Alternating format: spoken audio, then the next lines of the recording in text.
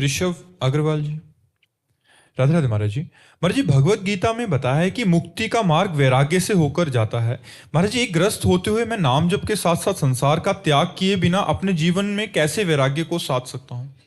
देखो, जैसे गृहस्थ हो तो काम सताए तो अपनी पत्नी, धर्म पूर्वक अपनी पत्नी का सहवास करना गृहस्थ के लिए धर्म है, पाप नहीं है। लेकिन वही गृहस्थ उसी काम से प्रेरित होकर जब दूसरे की स्त्री की तरफ दृष्टि डालता है तो दृष्टि डालना मात्र ही उसके लिए पाप बनने लगता है। हमको वैराग्य करना है दूसरी स्त्रियों से, सब में जननी का भाव, पूज्य भाव। दूसरी बात, गृहस्थ में आवश्यकता होती है धन की।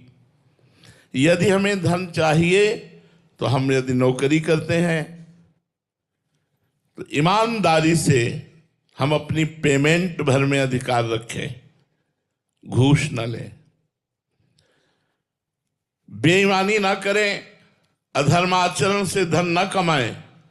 तो आपकी सत्य की कमाई जो सरकार दे रही है, भले आप बहुत थोड़ी है, लेकिन आपके परिवार को स्वस्थ रखेगी और उससे भगवान की प्रियता बढ़ेगी।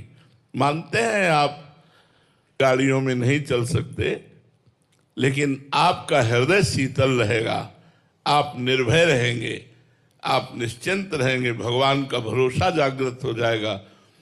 और बेईमानी, घूसखोरी ये आपके परिवार को बिगाड़ देगी। जीवन भर आपको जलना पड़ेगा, जीवन भर अशांति आपको सहनी पड़ेगी और परलोक भी आपका बिगड़ जाएगा। तो गृहस्थ धर्म में वैराग्य रुपये से नहीं करना, अधर्म के रुपये से वैराग्य करना है। अधर्म का 1 करोड़ मिल रहा हो और धर्म का 100 रुपया, तो 100 रुपये की तरफ हाथ बढ़ाओ।